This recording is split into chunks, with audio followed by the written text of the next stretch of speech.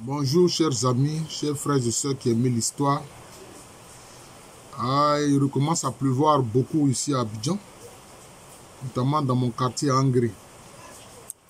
Alors, beaucoup de gens connaissent à peu près ce que le nom Abangourou veut dire. Abangourou, qui est le chef-lieu du pays Ndénian, qui est la capitale royale du peuple Agni Ndénian. Mais le processus par lequel le nom est devenu Abangourou, ça beaucoup ne le savent pas. Alors c'est ce que je vais montrer ici, avec une analyse précise. Alors beaucoup de Ndénians savent que le nom Abangourou vient de Mempe Koron. Mempe Koron.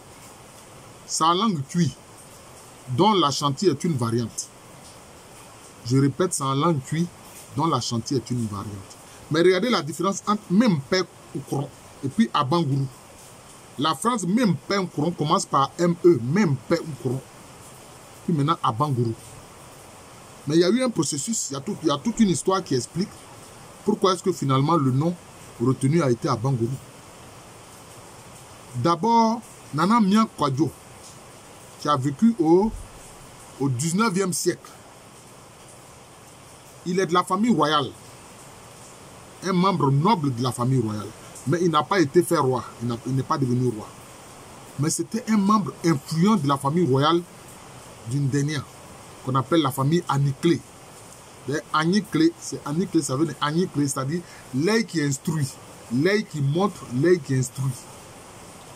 Mais leur matriclan, par rapport aux 7 matriclans qui sont chez les Akans, c'est le matriclan Asachre. Asachre. Qui est aussi appelé Odako. Voilà. Ce sont ceux qui ont pour symbole l'épervier. Ils ont pour symbole l'épervier. Voilà. On dit que c'est des gens qui insistent beaucoup sur l'éducation. Voilà, sur l'éducation, la formation. Voilà. C'est l'une de leurs qualités, l'éducation et la formation. D'ailleurs, il y a un membre de ce clan-là, parce que je veux dire, la localité, l'une des localités premières de ce clan à Sachre, c'est Akorochere. Ça s'appelle Akorochere. L'un de leurs ancêtres était un grand savant qui instruisait les gens. On l'appelait Acherechere, c'est-à-dire celui qui instruit, celui qui enseigne. C'est comme ça un de leurs ancêtres s'appelait.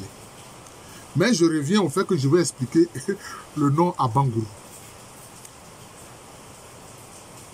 À l'époque de Nana Mian Kwadjo, il n'a pas été roi, mais quand même il y a un tabouret qui a été incliné à sa mémoire.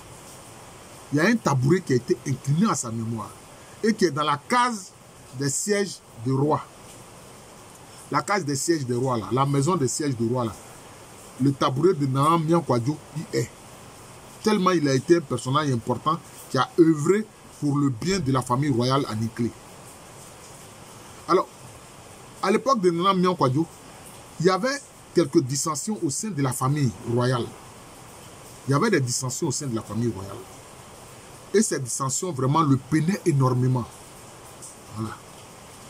Lui qui a beaucoup travaillé pour l'unité de la famille, pour la gloire de la famille, hein, il était beaucoup peiné par ces dissensions. Parce que la première capitale du royaume Ndénian, c'est Sanamouri, c'est-à-dire, à moins que je sois mort. Leur premier roi, Aya Abaye, a dit, à moins que je ne sois mort, je vais toujours veiller sur le royaume. Voilà. Sanamouri, à moins que je ne sois mort. Alors, l'une des capitales aussi, c'est Nzaranou. Nzaranou, qui veut dire le bivouac des guerriers. Ça veut dire le bivouac des guerriers. Et devant ces dissensions au sein de la famille royale, Nana Mian Kwadjo s'est retiré. Il s'est retiré de la capitale et il allait créer son campement. Il allait créer son campement. C'est ce campement-là qu'il a appelé Mempe Koron. Il n'a même pas dit Anagni. Parce que si c'était Anagni, il allait dire Minglo Boutouré. Minglo Boutouré. Mais c'est en langue tui qu'il a donné qu'il a donné ce nom-là à son campement. Même paix, je n'aime pas les palabres. Mais quand son campement a commencé à devenir un village, etc., quand les gens s'y rendaient, ils disaient on peint gros. C'est-à-dire, ils n'aiment pas les palabres. Vous voyez le glissement? Lui, il a appelé son campement même peint gros. Je n'aime pas les palabres. Alors, quand son campement a commencé à devenir un village important, quand les gens s'y rendaient, ils disaient on peint gros. Ils n'aiment pas les palabres. C'est toujours en langue tui, dont la langue ashanti est une variante. On peint gros. C'était comme ça. Quand il se rendait dans le village fondé par Nana Mian Kwadjo. Mais quand Nana Mian Kwadjo est décédé, qu'il a quitté ce monde, qu'il a rejoint ses ancêtres royaux, maintenant, qu'est-ce que les gens disaient? Ils disaient, ils n'aimaient pas les palabres. Et là, ça devient Ampenkro. Ils n'aimaient pas les palabres. Donc, ça devient Ampenkro. Vous voyez donc, Ampenkro à Bengrou. Ampenkro à Bangrou. J'espère que la pluie qui tombe vraiment ici ne va pas gêner la vidéo et que vous allez pouvoir bien suivre ce que j'ai dit. Voilà. Donc c'était comme ça. Quand Nana Mian Kwadjo est décédé, maintenant quand les gens se rendaient dans son village qui était devenu important, ils disaient, ils n'aimaient pas les palabres. Ampenkro. Voilà.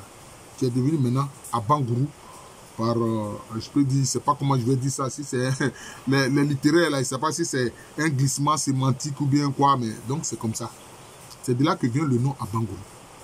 Beaucoup d'Indéniens savent que le nom Abangourou, ça vient de l'expression même Penkro. Mais si on veut voir, on voit que le lien entre même Penkro et puis Abangourou n'est pas évident. Mais quand on comprend tout le processus que j'ai expliqué, lui il a dit, Nana Mian Kwadjo a dit, je n'aime pas les palabres, même Penkro. Quand les gens se rendaient dans son village, il disait, dans ce village qu'il a créé, il disait, il n'aime pas les palabres, on Penkro. Maintenant, quand Nana Mian Kwadjo est décédé, quand il se rendait dans son village, il disait, il n'aimait pas les palabres. Nana Mian Kwadjo, il n'aimait pas les palabres. Il n'aimait pas les palabres, en Penkro. En Penkro qui est devenu Abangourou. Voilà, c'est comme ça. Voilà. Il faut expliquer l'histoire, il faut analyser. C'est ce que l'historien fait. Et c'est ce que je viens de faire ici. Je vous salue fraternellement. Je salue tous les Indéniens. Et tous ceux qui sont assatirés. Tous ceux qui sont assatirés. Le père de mon père était du clan assatiré. Mon grand-père paternel est assatiré. Mais l'Enzema, puisque lui il était Nzema, l'Enzema appelle ce clan-là Adahouni. Adahouni. D'ailleurs, c'est pour ça qu'en Ashanti, dans certaines régions de l'Ashanti, on appelle ce clan-là Odako. Vous voyez, Adahouni, Odako, c'est la même chose. Voilà. Donc, je suis le professeur Alou Kwame Rémy, professeur titulaire d'histoire à l'université Félix Houphouët-Boigny, l'université qui est à Abidjan. C'est dans le quartier de Cocody, c'est en Côte d'Ivoire, un pays situé en Afrique de l'Ouest. Nana, Mdawase, je salue le roi des Indéniens. Je peux dire que c'est mon grand-père. Parce que le père de mon père est du même matriclan que lui. Voilà. Donc, je suis son petit-fils. Il ne m'en voudra pas pour ce petit éclairage historique que je viens de faire. Voilà. C'est vrai. Quand on veut parler des ancêtres, en principe, bon, il y a des libations, etc. Il faut passer par les anciens. Ah, mais comme je suis son petit-fils, voilà, je me suis permis de faire ça directement. Puisque je suis historien, d'ailleurs, j'ai écrit sur ces choses-là, voilà, sur l'histoire d'une Indénien, etc. Voilà. Donc, comme je l'ai dit, je suis le professeur Alou Kwame Rémy. J'enseigne à l'université Félix Houphouët-Boigny, exactement au département d'histoire. Voilà. Merci encore et bonne journée à tous.